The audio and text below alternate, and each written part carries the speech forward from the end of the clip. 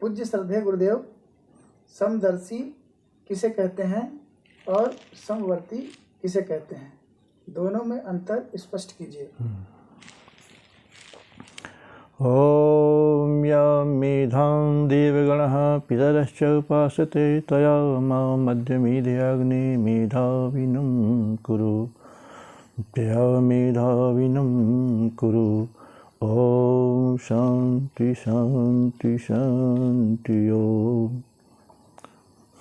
देखिए, शब्द जो है प्रायः मिलते जुलते होते हैं, फिर भी उनके मूल अर्थ में अंतर होता है। समवर्ती और समदर्शी के विषय को लेकर के आज बहुत बड़ा भ्रांति समाज में फैली हुई है। इसके अर्थ को न जानने की वजह से आज के राजनेता लोग मनमाना आचरण करके, मनमाना व्याख्या करके समाज में अशांति और कलह को जन्म देते रहते हैं। पर इसके पीछे उनका दोष नहीं है, उनका मूल भूल है, मूल की भूल है कि वो अर्थ को सही तरह से नहीं समझ पाते हैं। समवर्ती जो है वह व्यवहार में संभव नहीं है।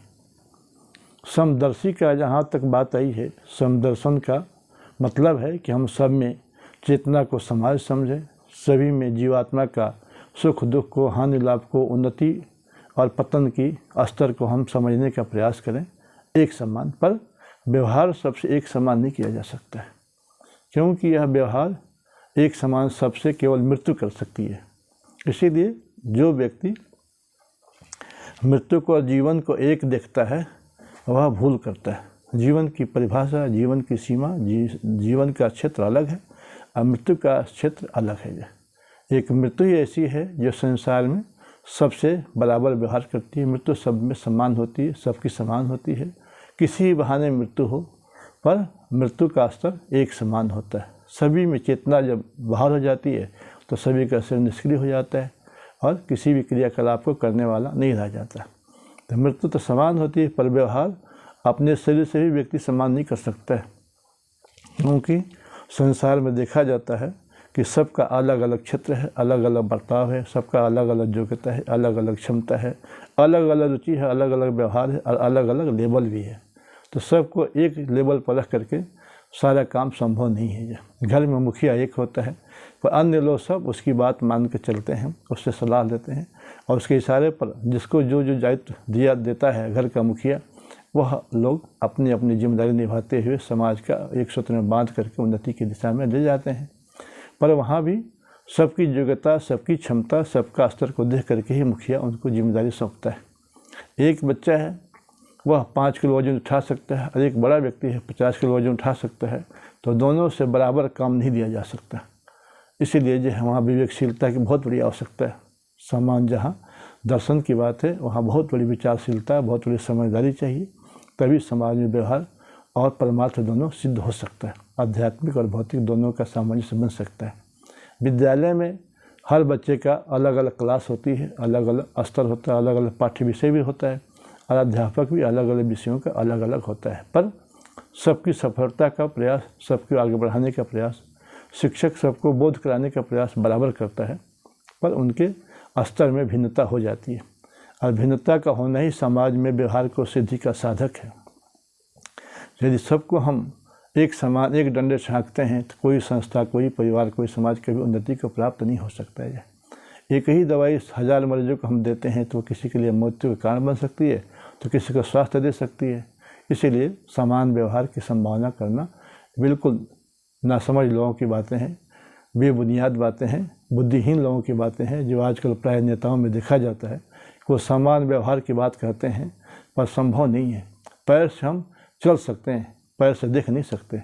अपने शरीर में भी जब भी समता अनिवार्य है, मुख से ही भोजन कर सकते हैं, हाथ से भोजन नहीं कर सकते। कभी भी भोजन पचेगा तो पेट में ही पचेगा, पैर से भोजन नहीं पच सकता।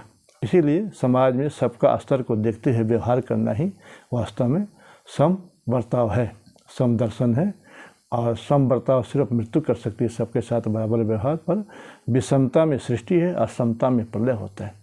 समता जब होती है तो प्रलय काल होता है, वहाँ सारा कार्य जगत कारण में चला जाता है, क्रिया शून्यता हो जाती है, वहाँ समन हो जाते हैं क्रिया मात्र का, विचार मात्र का। उस अवस्था को प्रलय कहते हैं। एक प्रकार से प्रलय सुसुप्ति कहा जाता है, पर वास्तव में वह प्रलय भी सुसुप्ति नहीं है। क्योंकि सुषुप्ति में भी कुछ न कुछ क्रियाएं होती रहती है, सुषुप्ति में भी कुछ न कुछ परिपाक होता रहता है, कुछ न कुछ पचती रहती है। इसीलिए कहते हैं लोग, आधी निद्रा में किसी को जगा दिया जाता है तो लोग कहते हैं तुमने हमारे कच्चे निद्रा में हमको जगा दिया, अभी हमारा निद्रा पूरा नहीं हुआ है। तो इसका मतलब है कि वहाँ पर भी पकने की क्रिया हो रही है। निद्रा भी परिपक्व जब हो जाती है तो व्यक्ति को स्फूर्ति, ताजगी, प्रसन्नता, उत्साह और अपने जीवन में, अपने शरीर में नई शक्ति का संचार महसूस होता है।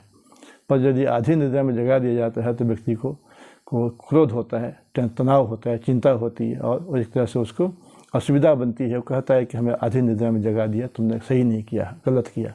इसी प्रकार से प्रलय में भी एक क्रिया चलती रहती है।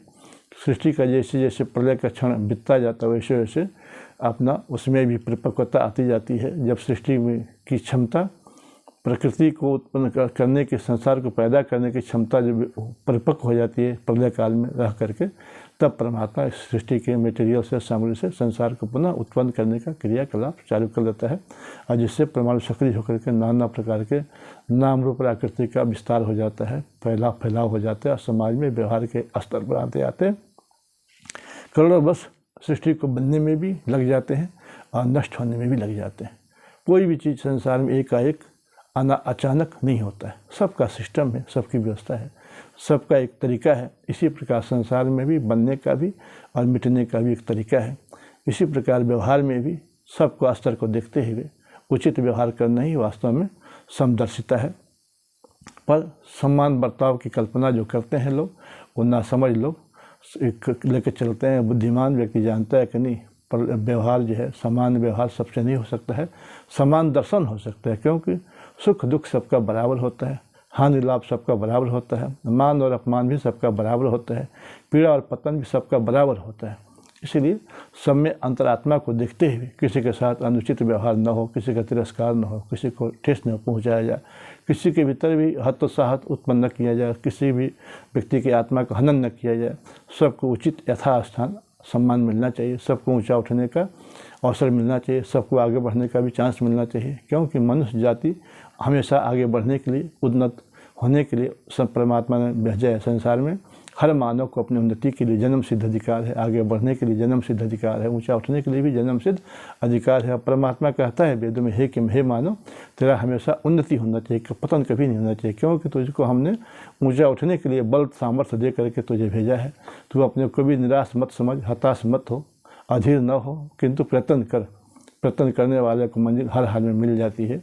पर जब उचित दिशा में उचित प्रयत्न के साथ व्यक्ति चलता है तो मंजिल प्राप्त करता है। केवल सपना देखने से सपने साकार नहीं होते हैं, सपना को साकार करने के लिए अथक परिश्रम करना पड़ता है, धीर का धनी बनना पड़ता है, धुन का धनी बनना पड़ता है और परिश्रम करना पड़ता है, अथक परिश्रम करना पड़ता है, तब जाके सपने साकार हुआ करते हैं। केवल सपना देखना ही अधूरापन है, नासमझी है। सपने को साकार करने के लिए प्रयत्न भी करना चाहिए। इसलिए हमेशा सबसे समान चेतना का दर्शन तो कर सकते हैं। परमात्मा भी एक समान है, सब में एक समान परमात्मा भी है और जीवात्मा भी सब में एक समान है। चेतना के स्तर में कोई भिन्नता नहीं, भिन्नता है तो व्यवहार के स्तर पर है। इसीलिए व्यवहार में समता नहीं हो सकता है, परंतु तत्व दर्शन में समानता संभव है, समानता होनी भी चाहिए। जब हम समान चेतना को सब में देखेंगे तो हम किसी के साथ दुर्व्यवहार नहीं कर सकते हैं। और दुर्व्यवहार न करना, किसी को दुख, आतंक, अत्याचार न करना, जुर्म न करना ही इस समदर्शन का उद्देश्य है। पर समवर्तन का व्यवहार कभी संभव नहीं है समाज में और व्यवहार में। इसीलिए ये अंतर है कि हम समता को, सब में परमात्मा को देखें, सब में जीवात्मा को देखें। हम अपने व्यवहार को सबके साथ दुखदायी न बना, सुख देने वाला बना सकते हैं, बनाएं। पर मृत्यु जो है सबके साथ निष्पक्ष होकर के एक समान व्यवहार करती है। इसका नाम है समदर्शन और उसका नाम है समवर्ताव। तो समवर्ताव मृत्यु करती है और सम व्यवहार मनुष्य को सब में चेतना को देखते हुए करना चाहिए। इति ओम सम।